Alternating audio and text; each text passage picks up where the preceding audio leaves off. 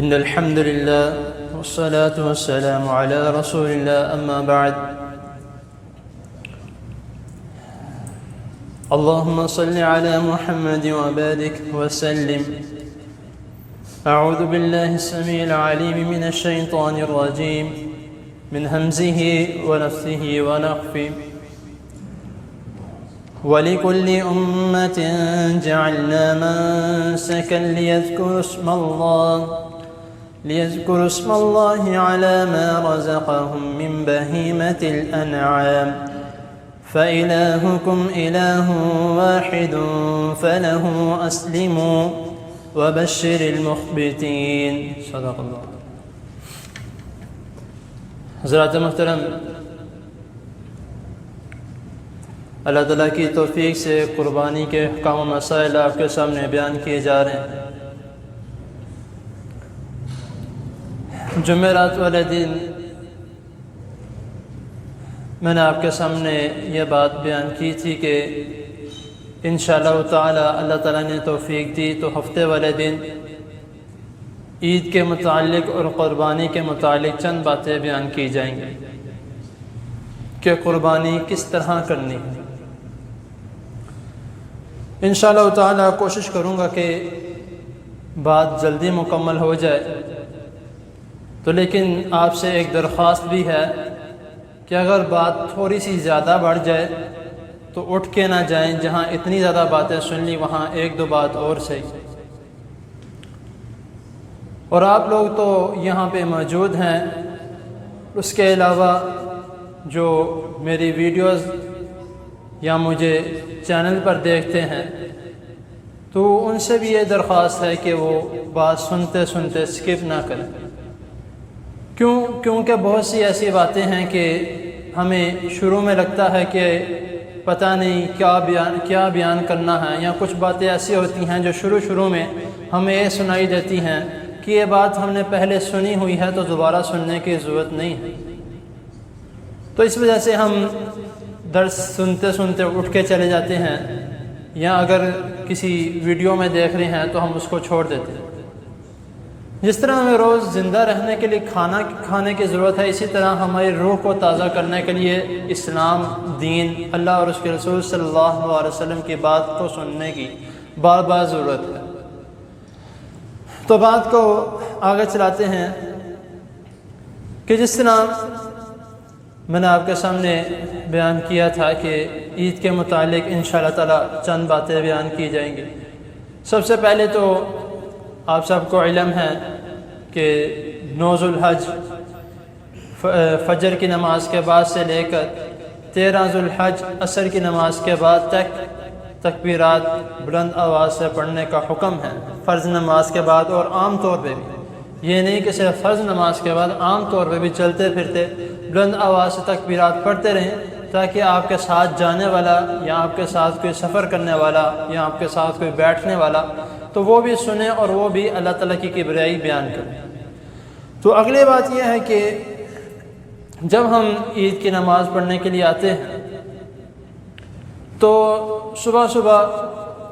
اکثر لوگ یہ سوال کرتے ہیں کہ عید کی نماز جو عید الفطر کی نماز ہے وہ لیٹ ہوتی ہے اور عید الاضحیٰ کی نماز وہ جلدی ہوتی ہے، ایسا کیوں؟ رسول اللہ صلی اللہ علیہ وسلم کا یہ عمل مبارک تھا کہ آپ صلی اللہ علیہ وسلم عید الفطر کے لیے جب آتے تو آپ گھر سے کچھ کھا پی کر آتے. حدیث کے الفاظ یہ بھی آتے ہیں کہ آپ صلی اللہ علیہ وسلم تاک کھجوریں کھا کر آتے، 1، 3، 5، 7، 9 جتنی آپ کے دل چاہے. تو عید الاضحیٰ اس لیے عید الفطر یعنی کہ تھوڑی لیٹ پڑھائی جاتی ہے کہ کچھ کھا پی کے آنا تو آرام سے نماز پڑھ کے چلے بھی جائیں تو اتنا کوئی مسئلہ نہیں ہے. تو عید الاضحیٰ کیوں جلدی پڑھائی جاتی ہے اس کے بارے میں آتا ہے کہ رسول اللہ صلی اللہ علیہ وسلم عید الاضحیٰ کے موقع پر گھر سے کچھ کھا کر نہیں آتے تھے. آپ عید کی نماز جلدی پڑھتے اور نماز پڑھنے کے بعد جا کے قربانی کرتے، اور جو قربانی کرتے پھر اس کا گوشت رسول اللہ صلی اللہ علیہ وسلم کھایا کرتے تھے. اسی لیے عید الاضحیٰ کی نماز جلدی ہوتی ہے اور عید الفطر کی نماز تھوڑی لیٹ ہوتی ہے. تو باقی عید الاضحیٰ کی نماز آپ سب کو پتہ ہے کہ انشاءاللہ تعالیٰ اس مسجد میں جامع مسجد خورشید اہل حدیث میں انشاءاللہ تعالیٰ 5:30 بجے عید الاضحیٰ کی نماز جو ہے کھڑی کی جائے گی. اس کے بعد جب ہم نے عید کی نماز پڑھنے کے لیے آنا ہے، سب سے پہلی جو حدیث ہے جو رسول اللہ صلی اللہ علیہ وسلم فرما رہے ہیں کہ غسل کر کے آئے، غسل کر کے اچھے طریقے سے نہا دھو کے نئے کپڑے پہن کے، اگر نئے کپڑے نہیں ہیں تو دھلا ہوا لباس پہن کر خوشبو لگا کے تو پھر مسجد میں آئے۔ تو محدثین یہ بھی بیان کرتے ہیں کہ اگر کسی کے پاس خوشبو نہیں ہے تو وہ خوشبو والی مسواک، جو دو ایسی چند مسواکیں ہیں جو جب مسواک کرو تو منہ سے خوشبو آتی ہے، تو وہ اس طرح کی کوئی مسواک لے کر وہ کر کے آئے۔ یعنی کہ انسان جب کسی کے پاس سے گزرے یا کسی کے پاس بیٹھے تو اس سے خوشبو آنی چاہیے، اس وجہ سے جب عید کی نماز کے لیے آئے تو نہا کر غسل کر کے اچھے کپڑے پہن کر مسواک کر کے تو پھر مسجد میں آئے۔ اب ہم گھر سے نکل رہے ہیں، گاڑی پر ہیں، پیدل ہیں، موٹر سائیکل پہ ہیں۔ ویسے تو حدیث کے الفاظ ہیں کہ رسول اللہ صلی اللہ علیہ وسلم کا فرمان کہ جب عید کی نماز پڑھنے کے لیے آؤ تو پیدل چل کے آؤ۔ وہ کیوں کہ جب ہم پیدل چل کر آتے ہیں تو جتنے ہم قدم بڑھاتے ہیں، اور اسکوٹر میں یا گاڑی میں تو ہم جلدی پہنچ جاتے ہیں، لیکن پیدل چلنے میں ہم راستے میں چلتے آتے تکبیرات پڑھتے رہیں گے، اور جتنی زیادہ تکبیرات پڑھیں گے اتنا ہمیں ثواب ملے گا، اور پیدل چل کے جتنے زیادہ قدم چل کے آئیں گے اتنے ہمارے درجات بلند ہوں گے، اتنے ہمارے گناہ معاف ہوں گے۔ تو اسی لیے رسول اللہ صلی اللہ علیہ وسلم نے فرمایا کہ جب عید کی نماز پڑھنے کے لیے آؤ تو پیدل چل کے آؤ۔ اب پیدل چل کے ہم نے آنا ہے، اکثر ہم نے علماء سے سنا بھی ہے کہ جب عید کی نماز پڑھنے کے لیے آنا ہے تو جس راستے سے آئے ہو تو واپس جب جانا ہے راستہ تبدیل کر کے جانا۔ تو یہ بات بالکل ٹھیک ہے، صحیح حدیث ہے۔ تو جب ہم عید کی نماز پڑھنے کے لیے آتے ہیں تو ہمیں خیال کرنا ہے، مثال کے طور پہ ہم گلی کی ایک نکڑ سے ہو کر آئے ہیں تو واپس اگر ہمارا ایک ہی گلی میں آنا جانا ہے، گھر ادھر ہی ہے، واپس آنے کا دوسرا راستہ نہیں ہے، تو گلی کی ایک نکڑ سے آ رہے ہیں، واپس جاتے ہوئے اپنی نکڑ تبدیل کر لیں، دوسری نکڑ سے واپس چلے جائیں۔ یہ ایک طریقہ کار ہے۔ اس کے بعد اگلی بات یہ آتی ہے کہ باقی نمازوں میں تو عورتیں نہیں آتی نماز پڑھنے کے لیے، جمعے کے وقت آتی ہیں تو تب بھی وہ عورتیں آتی ہیں جو پاک ہیں، لیکن عید کی نماز کے لیے رسول اللہ صلی اللہ علیہ وسلم کا حکم ہے، آپ کی سخت یعنی کہ تاکید کی ہے آپ نے سختی سے کہ جب عید کی نماز پڑھنے کے لیے آؤ تو اپنی عورتوں کو ساتھ لے کر آؤ، اپنی عورتوں کو، بیٹیوں کو، بہنوں کو، سب کو یعنی کہ ساتھ لے کر آؤ۔ اگر وہ ایام مخصوصہ میں ہیں تب بھی ان کو ساتھ لے کر آؤ، یا کوئی بھی وجہ ہے تب بھی ساتھ لے کر آؤ۔ اگر اس عورت کے پاس اوپر سر ڈھانپنے کے لیے چادر نہیں ہے تو اس کے ساتھ آنے والی اس کی بہن جو ہے یا اس کے ساتھ رہنے والی جو بھی اس کے ساتھ رہتی ہے وہ اس کو اپنا آدھا کپڑا اس کو دے دے، یعنی آدھی چادر اس کو دے دے، تاکہ وہ بھی اپنا سر ڈھانپ کے مسجد میں عید کی نماز پڑھنے کے لیے آئے۔ تو اگلی بات آتی ہے کہ جو 9 ذو الحج کا ہم نے آج روزہ رکھا، اللہ تعالیٰ کی توفیق سے اللہ تعالیٰ ہماری روزہ قبول و منظور فرمائے، اور جس نیت سے ہم نے رکھا ہے، جو رسول اللہ صلی اللہ علیہ وسلم کا فرمان ہے کہ 1 سال پچھلے اور 1 سال آنے والے اللہ تعالیٰ گناہ معاف کر دیں گے انشاءاللہ تعالیٰ، تو اللہ تعالیٰ ہماری یہ نیت بھی قبول فرمائے۔ تو اس کے بعد آ جاتا ہے 10 ذو الحج یا 11 ذو الحج یا 12، 13۔ تو رسول اللہ صلی اللہ علیہ وسلم نے منع فرمایا، 6 دن کے روزے ایسے ہیں جس کے بارے میں آپ صلی اللہ علیہ وسلم نے منع فرمایا کہ اس دن روزے نہیں رکھ سکتے، سختی سے منع فرمایا۔ ایک عید الفطر کا دن، دوسرا عید الاضحیٰ کا دن، اور ایام تشریق عید کے بعد جو 3 دن 11، 12، 13، اس دن کو بھی رسول اللہ صلی اللہ علیہ وسلم نے منع فرمایا کہ اس دن روزے نہ رکھو، یہ کھانے پینے کے دن ہیں تو ان دنوں میں کھانا کھایا کرو، یا جو گوشت وغیرہ ہے وہ کھایا کرو۔ اور اس کے آخری جو دن ہے وہ جمعے کا دن ہے کہ مخصوص صرف اور صرف جمعے کا روزہ رکھنا، اس سے بھی رسول اللہ صلی اللہ علیہ وسلم نے منع فرمایا۔ اور اگلی بات ہماری آ جاتی ہے کہ عید کی نماز کی تکبیرات، کہ ہم نے جو عید کی نماز پڑھنی ہے، بہت سے لوگ ایسے ہیں جو اس کے بارے میں نہیں جانتے، جو جانتے ہیں اللہ تعالیٰ ان کے علم میں مزید اضافہ فرمائے، تو جو نہیں جانتے وہ بھی یہ سن لیں کہ عید کی نماز جب ہم پڑھتے ہیں، ابھی 1-2 دن پہلے تھوڑا امتحان لیا تھا، جس طرح میں نے آپ کو کافی دیر پہلے بتایا تھا کہ واٹس ایپ کے تھرو میں جو سوال جواب کرتا ہوں، تو اسی کے متعلق عید کے متعلق میں نے امتحان لیا تھا کہ عید کی نماز میں جو سورۃ فاتحہ ثنا یا دعائے استفتاح ہے وہ ہم کس وقت پڑھنی ہے۔ جب عید کی نماز میں ثنا یا دعائے استفتاح کس وقت پڑھنی ہے، اس کے بارے میں پوچھا گیا تو بہت سے ایسے لوگ ہیں جن کو یہ پتہ نہیں تھا۔ انہوں نے یہ کہا کہ ہم یہ بات پہلی دفعہ سن رہے ہیں کہ عید کی نماز میں بھی ثنا یا دعائے افتتاح پڑھنی ہے، تو وہ ہم نے کب پڑھنی ہے؟ تو جب ہم پہلی جو اللہ اکبر جو تکبیر اولیٰ ہے وہ پڑھنے کے بعد جب بیچ میں تھوڑا سا وقفہ آتا ہے تب ہم نے ثنا یا دعائے استفتاح پڑھنی ہے۔ اس کے بعد اپنی 7 تکبیرات، پہلی رکعت میں 7 تکبیریں اور دوسری رکعت میں 5 تکبیریں، جو پہلی تکبیر ہے اس کو ساتھ نہیں ملانا اور جو رکوع والی تکبیر ہے اس کو ساتھ نہیں ملانا، ان دونوں تکبیروں کے علاوہ درمیان والی پہلی رکعت میں 7 تکبیریں اور دوسری رکعت میں 5 تکبیریں۔ تو یہ جو ہمارا یعنی کہ عید کا جو ہمارا سارا کچھ ہے۔ تو آخری بات جو عید کے متعلق کہ وہ یہ ہے کہ جب ہم عید کی نماز پڑھ کے فارغ ہوتے ہیں تو رسول اللہ صلی اللہ علیہ وسلم اور صحابہ کرام رضی اللہ تعالی عنہم کا یہ طرز عمل تھا کہ جب عید کی نماز پڑھ کے فارغ ہوتے تو ایک دوسرے کے ساتھ گلے ملتے اور ایک دوسرے کو یہ دعا دیتے، تقبل اللہ منا و منکم، اللہ تعالیٰ تم سے بھی اور ہم سے بھی اس کو قبول فرمائے۔ یہ بات ہماری جو مکمل ہوتی ہے عید کے بارے میں۔ وہ قربانی کے بارے میں آگے مختصر سی بات سن لیں انشاءاللہ تعالیٰ، وہ بھی زیادہ لمبی نہیں ہوگی۔ جو شروع میں نے آیت کریمہ تلاوت کی ہے وَلِكُلِّ أُمَّةٍ جَعَلْنَا مَنسَكًا لِيَذْكُرُوا اسْمَ اللَّهِ، اس کے بارے میں کہ جب ہم عید کے بعد گھر جاتے ہیں قربانی کے لیے، جس طرح میں نے کہا تھا کہ ہم عید الاضحیٰ نماز اس لیے جلدی پڑھتے ہیں، تو قربانی ہم نے کس طرح کرنی ہے؟ سب سے پہلے تو جب قصائی وغیرہ آتے ہیں، جس طرح میں نے 2-3 درس پہلے بھی کہا تھا کہ جو عید قربانی ہے وہ عید کی نماز سے پہلے نہیں ہوتی۔ عید کی نماز سے پہلے کریں گے تو وہ صرف اور صرف ایک صدقہ ہے، یا جو حدیث میں آتا ہے کہ آپ صلی اللہ علیہ وسلم نے فرمایا کہ جس نے عید کی نماز سے پہلے قربانی کی اس نے صرف اپنی ذات کے لیے قربانی کی، اپنے ذات کے لیے صدقہ دیا، اور جس نے عید کے بعد عید کی نماز پڑھ کے اس نے قربانی کی تو اس نے جو سنت ہے مسلمانوں کی وہ پوری کی اور اس نے اچھا کیا، بہتر کیا۔ تو عید کی نماز پڑھ کے جب ہم گھر جاتے ہیں قربانی کرنے کے لیے تو سب سے پہلے ہم اکثر اس طرح ہوتا ہے کہ جو قصائی ہوتے ہیں انہوں نے ایک دن میں 2 اپوائنٹمنٹ لی ہوتی ہیں، یعنی کہ 2 جگہ سے انہوں نے یہ بات لی ہوتی ہے یا سمجھ لیں آپس میں معاہدہ کیا ہوتا ہے کہ میں اتنے بجے آپ کے پاس آ جاؤں گا آپ کے بکرے ذبح کرنے کے لیے۔ تو اکثر اس طرح ہوتا ہے کہ صبح آتے ساتھ ہی وہ چھری تیز کرنے سے پہلے بکرا منگوا لیتے ہیں، یا جو بھی جانور ہے جو بھی ہے اس کو منگوا لیتے ہیں، پھر اس کو کھڑا کرتے ہیں، اس کے سامنے چھری تیز کرتے ہیں۔ رسول اللہ صلی اللہ علیہ وسلم نے اس بات کو سختی سے منع فرمایا۔ آپ صلی اللہ علیہ وسلم نے فرمایا کہ جانور کو اذیت نہ دو، اس کو تکلیف نہ دو، تم اس کو ذبح کرنے سے پہلے اس کو مار رہے ہو۔ مثلاً کیا مطلب کیا ہے کہ اگر مثال کے طور پہ ایک چھوٹی سی مثال دے رہا ہوں، ایک جو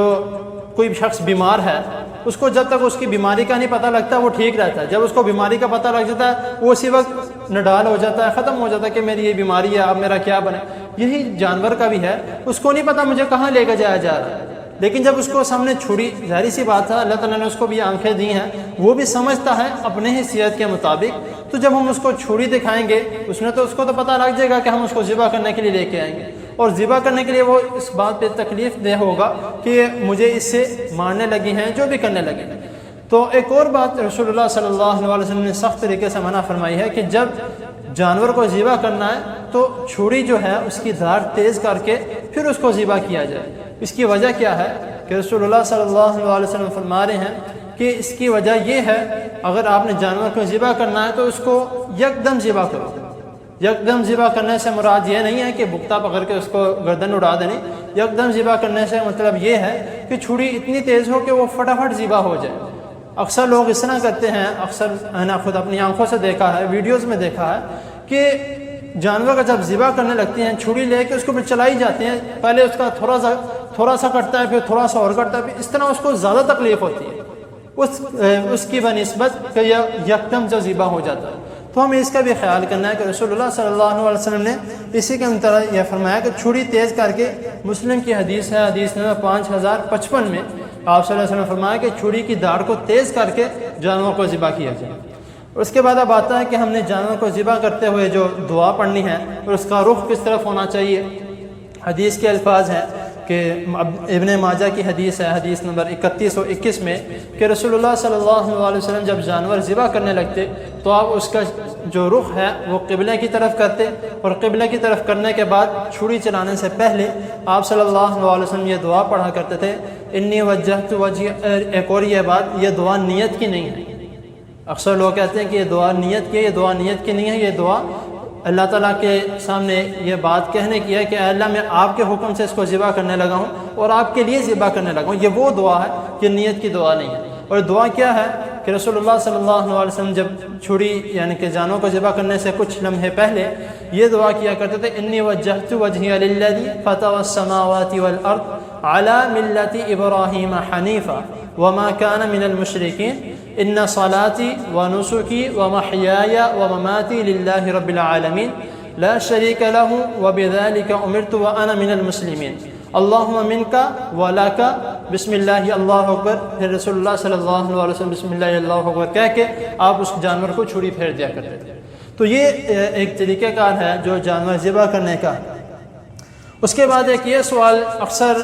تقریباً ہر بار یہ لوگ کرتے ہیں کہ عورت کیا اپنا جانور ذبح کر سکتی ہے؟ لازمی کیوں نہیں کر سکتی؟ اگر عورت ہمت والی ہے، بہت سے مرد ایسے ہیں جو اپنا جانور خود نہیں ذبح کرتے، وہ ڈرتے ہیں، خون سے ڈر جاتے ہیں، وہ یہ کہتے ہیں کہ ہمیں ہمت نہیں ہے کہ ہم کسی کی جان لیں، وہ اس طرح کہتے ہیں۔